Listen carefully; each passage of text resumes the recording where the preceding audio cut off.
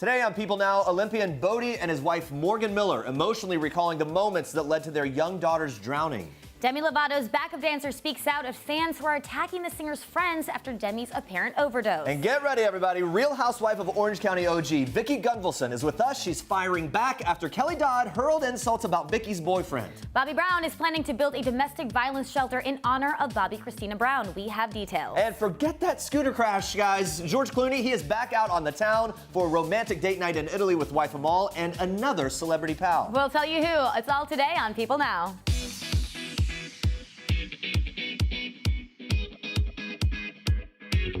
Happy Monday, guys. Welcome to People Now. Kicking off the week, it's pretty typical to want to kind of get back to that healthy beginning of the week. Especially if you totally screwed it up this weekend. Right. But today is a perfect excuse to kind of pretend it's still the weekend, forget that notion, and eat some sweets because it is National Cheesecake Day, everybody. Yeah. That was a bigger response than I thought we would get. But in honor of the sweet holiday, we want to know what your favorite type of cheesecake is and why. The why is very important, right? We want to deep dive. Why? Tweet us with the hashtag People Now. We may read your response. I love on this cheesecake show. because it tastes good. Don't knock it. Anyway, we're going to check in with your responses a little later. For now, here's what you need to know and what's trending for today. Starting out on a very serious note, Olympic alpine skier Bode Miller and his wife Morgan are opening up on the Today Show Monday about the drowning accident that claimed their 19-month-old daughter Emmeline Greer's life. Watch. It's an obligation to some degree. I think it does in some way help to heal a little bit that maybe we're preventing it from happening to somebody else. We have the choice to live our days with purpose, to make sure that no other parent has to feel what we're feeling. And there's not a day that goes by that I don't pray for the opportunity to go back to that day and make it different. And just devastating. In the interview with Savannah Guthrie airing on Monday, Bode and Morgan described their little girl as a bright light, a powerful personality, a determined child with a mind of her own. And they said they wanted to do this interview, their first since Emmy's death, because they want other parents to know the realities of water safety. It's a topic they themselves had always taken seriously. They had taught Emmy's brothers to swim before she was born and had a fence around their pool. But this happened at a friend's house when they were indoors, not even swimming. It happened in a matter of seconds for the Millers, and they say guilt is the, quote, most difficult thing now. Morgan also pregnant, due in October with the couple's third child. Now, Bode is also a dad to 2 children from previous relationships. Morgan tells Savannah it's complicated expecting a child with dealing with such tremendous loss. She says, quote, how am I supposed to bring a new baby into this world with just losing my other baby? Emmy was so excited to be a big sister. Now we have the opportunity to love that baby, not for ourselves, but for Emmy. That was her quote. On Tuesday, the Today Show will tell the story of Morgan and another mom who lives across the country and lost her 3-year-old boy to a drowning accident the same day that the Millers lost little Emmy. The 2 moms met and had an instant connection. Now they are teaming up to change the conversation about water safety. So you can tune into that on Tuesday on the Today Show. Guys, Demi Lovato's backup dancer wants fans to stop the negativity toward the singer's friends as she recovers from an apparent overdose. Dani Vitale, one of Lovato's backup dancers on her Tell Me You Love Me tour, broke her silence on Instagram Sunday. She wrote, quote, I care about Demi just like all of you do. I have not said anything about this situation until now because her recovery has been of the most importance. She continued saying, quote, there is no need for any negativity towards the ones who care about Demi at this time. She goes on to say, remember that you always have a community of Lovatics who love. Please remember that when you take out your phones, you start typing. Remember that we all love her more than we can ever put into words. People previously reported that a source said Lovato and her friends were on a binger, as they put it, the entire night before the apparent overdose that occurred at her Hollywood Hills home last Tuesday. The source adds, quote, the people she has been hanging around lately aren't her real friends. They don't have her best interests at heart. She's pushed her true friends away. More on this story, of course, on People.com. Bobbi Brown is hoping to build a shelter for domestic violence victims in honor of his late daughter, Bobbi Kristina, who tragically died at the age of 22. The news comes amid allegations that he once hit ex-wife Whitney Houston. Brown denied ever striking Houston last week, saying, quote, there was no violent incidents between me and Whitney, despite a 911 call made by the late singer and a 2016 interview in which he admits to having once hit her. Brown will will receive a proclamation from the city of South Fulton Mayor Bill Edwards and other officials on Monday. This is according to the Associated Press. The proclamation will acknowledge the Bobbi Kristina Brown Serenity House, a not-for-profit organization that offers resources and education about domestic violence, as well as 24-hour crisis intervention and an emergency transitional shelter. Guys, this season of Real Housewives of Orange County, we've been closely following Tamra Judge and her husband Eddie as he faces an uphill battle with his heart condition, arrhythmia, which deals with an irregular heartbeat. Eddie has already had 5 heart procedures. He's taken his health day by day. We just sat down with the OG of the OC, Vicki Gunvalson, who gave us an update on Eddie's condition and how the couple are doing today. Watch. They are in Italy right now. He did have another ablation done, I guess 71 times about a month ago. He just had to go under general anesthetic right before they left for Italy and jump-started again. So he's out of AFib right now. They're traveling Europe and they're having a great time. I don't know specifics other than they were able to travel. So that's what's going on with them. And now Vicki was living the Bravo fan dream this past weekend. She spent a few days in the Hamptons with housewives from across different franchises, including New York all-star Jill Zarin, with rumors swirling that she may be replacing recently departed New York star Carol Radziwill. Vicki gave us her take on Jill's potential return to Bravo. I miss Jill. She's been a friend of mine for 10 years, and she said she's going to talk to Andy, and I think that's about replacing Carol Radziwill. I don't know if it's a replacement, but maybe come back as a friend. I don't know her ultimate goal, but she, you know, this is a tough group of women to be on. I mean, do you want her to be a housewife again? I want her to do whatever she wants to do. Yeah. I mean, I support 100%. She's gone through a really tough time with losing Bobbi, and she's a great friend of mine, and so I just adore her. And you have the ear of the Andy, so right. I mean, you're going to be over there. What I mean, right. Are you going to like throw in your 2 cents to him, or have you already? I don't think I need to. Yeah. I mean, at the end of the day, between Jill and Andy, they could figure this out. Seems like she really wants it to happen. Yeah. You guys stick around. Vicki also opening up about her new life with boyfriend Steve and plans for wedding number 3. It's all coming up in a bit. You have more for us in Star Trek. I do. We are kicking off Star Treks with one star-studded date night. This is very special. George and Amal Clooney had a romantic evening under the stars in Italy. The couple was seen heading to a stylish event in Lake Como on Saturday with friends Stella McCartney and her husband. The foursome was accompanied by a group of friends as they headed to the luxurious Villa d'Este hotel in the Italian city. George wore a fitted gray suit with an open collar shirt, while Amal chose a patterned mini dress, looking gorgeous as usual. The outing comes a few weeks after George was involved in a scary scooter crash while heading to shoot his Hulu show Catch-22 in Italy. Well, thankfully, it seems like George has bounced back from the accident and is doing just fine. All right, now take a look at this. I would go as far as to say that it's more than you. I'd say it's like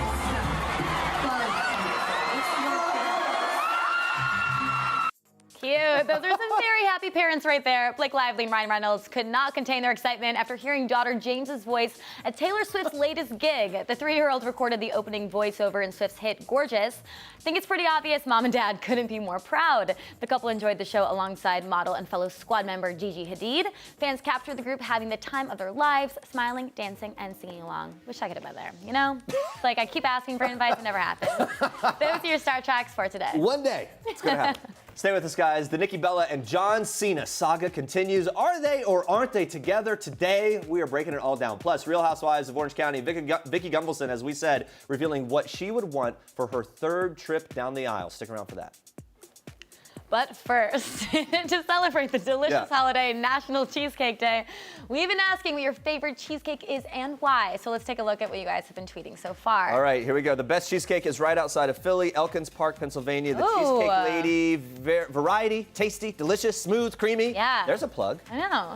Well, it looks amazing. Another user writes, turtle cheesecake that my mom makes for me every year on my birthday.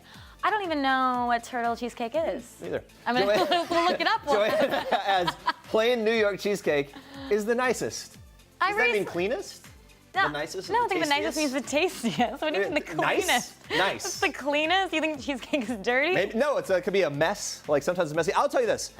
I am not like traditionally a cheesecake guy. I would never order it. If it's in front of me and it's cold with strawberries or fruit, a lot of it on top, I'll eat it. I mean, it's good. It's good. You just wouldn't order it. I think it suffers from a marketing problem. I don't like the name cheesecake. Why? Cheese to me is savory. I don't think of it like, you know what I mean? Seems like you're having a crisis. I'm having a crisis over this. Dessert crisis here. Apparently it's not a problem because everybody else loves it, but I'm not a big cheesecake. Well, let us know your thoughts and if you're a fan or not. We'll be back in a little bit to check in on some more cheesecake favorites. But for now, let's get back to this.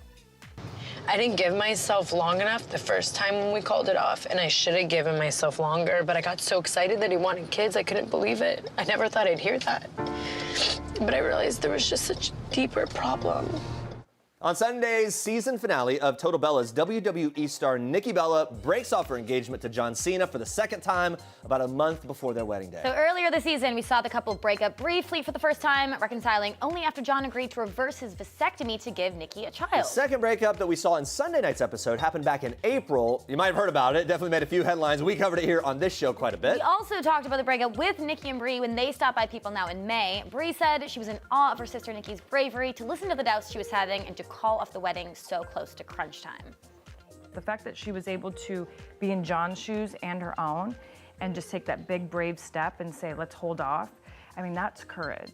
Yeah, man, they really opened up, and you can tell the sisters are there to support each other even through this whole roller coaster. Well, I think that does take a lot to call something off right before. I mean, they pretty much everything was in the planning stages, it was happening. And at that point, everything works against you being honest and calling it off. So Yeah. Anyway, they support each other through it. We see it all play out in Sunday's tearful season finale, where Nikki admits that she feels like she, quote, ruined everyone's fairy tale, but that she just, quote, hit the point. She said, I'm just so exhausted and done. Yeah, she went on to say, it's not his fault, it's not my fault. We've had this amazing love story and it's just come to an end. Well, now she says she's starting the journey of finding herself again and healing herself. She says once that happens, she feels like John will be there, but if not, it wasn't meant to be. And People confirmed in June that Nikki and John had reunited after the split and were back together. But in a recent YouTube video, Nikki claimed she and John are, quote, just friends. I don't know, the whole thing makes me a little sad, for sure. Well, there you go. And it's always also the deal of like, it plays out on the show. We heard about it months ago, but now we're just seeing it. So the timeline gets a little tricky. So hopefully we can all get up to speed. She can discover who she really is and I just think after so many times where you break up, you get back together and all of that, eventually you just realize this is maybe toxic. Maybe this isn't going to work out. I just like them together. So personally, I want it to work out, but I don't know if it will. You can't just keep breaking up and getting back together. I think it might just need to take some space. From our like fan perspective, it's like, make it work. Who knows what really, All right, guys, let's go on to this. Leah Michele celebrated her engagement to her fiance Zandy Reich on Saturday. Some of her BFFs, including Reba alum and friend of the show, Joanna Garcia. She planned the festive bash, Leah writing on the gram, it was the most incredible night. The bride-to-be looked absolutely stunning in a blue flower print dress and black heels. She gave fans a sneak peek into the star-studded party, which included tables covered with fresh flowers, as well as a variety of lanterns hanging from the trees. Really does look like a fairy tale. I love the lanterns. Me too. It's a cute touch. Nice touch. Lots of celebs in attendance, including High School Musical alum Ashley Tisdale. Ashley couldn't help but gush about her pal. She said, last night was magical. I couldn't be happier for this girl. She deserves the best because she is the best. I'm so lucky to have you in my life. Leah shared pics of her other famous friends, including Hilary Duff and her Scream Queen co-stars Billy Lord and Emma Roberts. Looks like a super fun night had by all. I also like these pictures because I'm like, oh, they're really good friends. I didn't know that. And I'm glad they let us in on it so much. So we can just gush over it. The actress made sure to thank her friends and family at the end of the night. She wrote this: the outpouring of love from our friends and family who showed up for us today, threw us the most epic and beautiful engagement party we could have asked for, was truly so incredible. Z and I love you all and are forever grateful. Yeah, really happy for them.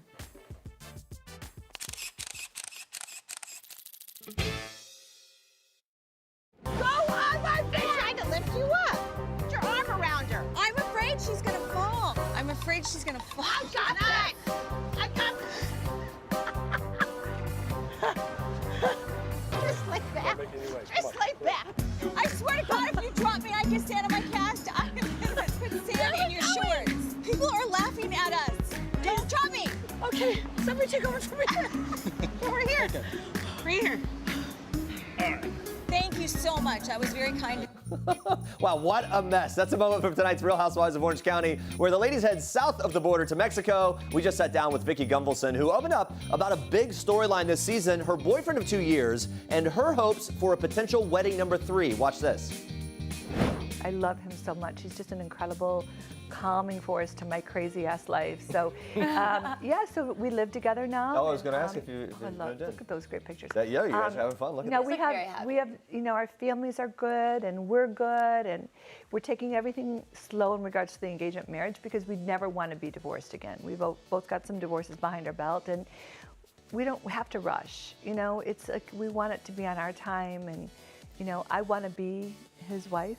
He knows that, and he wants to be my husband. So we'll see what happens, right? Yeah. I mean, you've been married twice before, so 2 engagement rings. Do you think about what you want your next ring to Of course I do. So, I've gone on Pinterest and I've picked out about 5 of them. Of course I do. They have it What do already you settled. think? Oh, by the way, pin that one. That's the favorite is there a scene. certain style or something that you... You know what? It's gonna be something just really unique. Yeah. I mean, so I don't know. And if we were in the crystal ball here, imagining the next wedding, what would it be? Big, small? Small. Yeah. What Our kind of circle's ceremony? getting super small. Yeah. We want to just maybe on a ranch and country, just something really easy. I don't want the big ball gown. Maybe and all on that. Bravo TV. Maybe. Okay. Oh, really? So maybe televised? We'll see. We'll see Yeah. what happens. We might just go through the drive-through like Brandon did. It worked for her, so we Yeah. might go to Vegas one day and Yeah. just, who knows? I mean, when it's right, it's going to be right. So, but right now, I'm just happy with him, and we have a great time together. So That's amazing. Okay, quick switch here. Talking about Kelly. Kelly called him your little bitch on Watch What Happens Live. What went through your head? Well, I just was shocked because a week before that, Kelly and I were talking about getting drinks. And does that mean if somebody does yard work, they're a bitch? I mean, I mean, what Like man? an angel. What man doesn't do yard work? I'm thinking he's if he doesn't do yard work, Yeah. he's not a man. Yeah. My father did yard work. My brother does yard work. All the men I know in my life do yard work. Steve loves yard work. Why not? well, and if a person's there that's willing to do things because they care about you and help you, well, that's a good thing. Not I a bad have a thing. gardener, but at the end of the day, we have 2 acres. I mean, the garden needs a lot of work. So I just thought it was really off color and very bizarre. And Yeah. I thought, what does that mean? She's got a balcony to groom, so I don't know. I got 2 acres.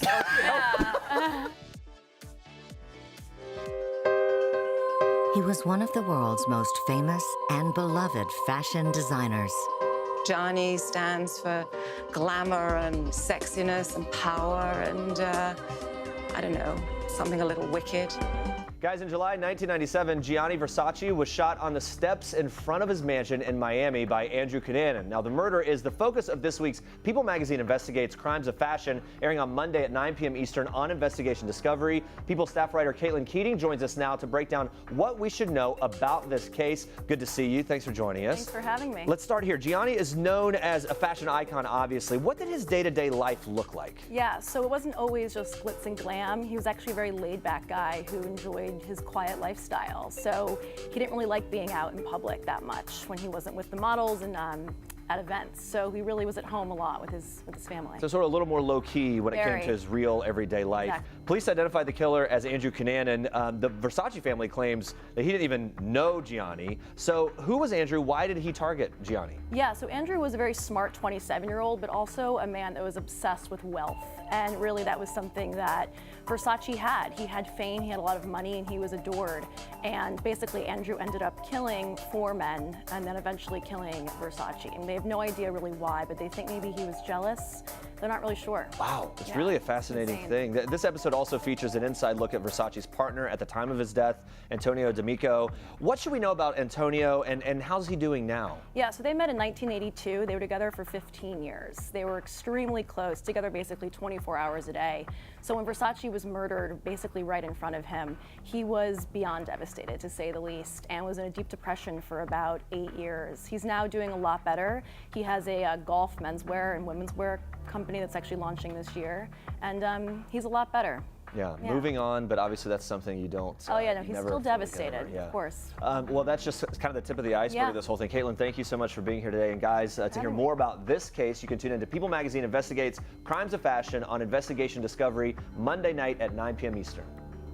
I will tell you this show, the People Magazine Investigates Crime of Fashion, it's doing so well. Yeah. And the stories are so compelling. It's like fascinating and creepy. I mean, it's totally my speed. Like, I love this kind of stuff. Yeah. It's my cup of tea. Yeah, so check that out, guys. But for now, we come back to our question of the day. Our cheesecake We're taking themed one question. last look at our cheesecake theme question of the day, which you just said. We've been asking, what's your favorite type of cheesecake and why? So one user writes blueberry cheesecake. Yeah, that would be my favorite if I had to choose. The Cloudy Chef votes for mango cheesecake. Never had it. Didn't know it existed. Liz says Cafe Tutu Tango in Miami, Florida has guava cheesecake. And Wow. She also wants to know who makes up all these food holidays. Is it a conspiracy? We do. No, we don't. Absolutely good question. And I also wonder, look, I'm all for it though. If it's a fake holiday, food holiday, whatever, give me an excuse. Okay, so I want you to guess where it originated from. What country? What, cheesecake? Yeah. Italy. Nope. Ancient Greece, and it was apparently served to athletes at the first Olympic Games as substance. Like, they thought it was good energy. Well, I mean, yeah, good energy, then it crashed right back down. Like, it might have been a mistake. It's interesting. I don't know. Now I'm learning more Any about other cheesecake. history about the cheesecake? I mean, there's more. The version in ancient Greece was called placenta because of its resemblance to ... which I'm assuming means. This is taking a weird turn. This is, I'm just reading what I'm finding on the interwebs. The internet said it. Just when I thought I couldn't be less interested in eating cheesecake, it just got people worse. are very interested. Other people are saying they like fluffy cheesecake, raspberry chocolate cheesecake. There are a lot of cheesecake lovers out there. People are passionate about this, all right? Oh, Cheesecake Factory. It's got a whole factory, so everyone loves it except me. So there you go. Guys, thanks so much for your answers. We're going to be back tomorrow with another question of the day based on that fake day. food holiday. And Coda, tomorrow we're breaking down all the drama from tonight's Men Tell All episode of The Bachelorettes. You do not want to miss that. Thank you for watching. For now, we leave you with one last thing from Kristin Cavallari. Have a good day. Get some cheesecake. Hey, I'm Kristin Cavallari, and this is one last thing. My last big splurge was the little baby Celine purse. It's nude. I don't have a nude purse. Very excited about that. My last girls' night was actually last week, which is shocking because I really don't go out that much. I had a glass of champagne, and I was still in bed by 9:30. My last date night was also last week, which is very crazy because I truly do not go out to dinner very much. But Jay and I went to a new restaurant in Nashville. And it's actually our favorite restaurant now. It's called Bastion. It's so good.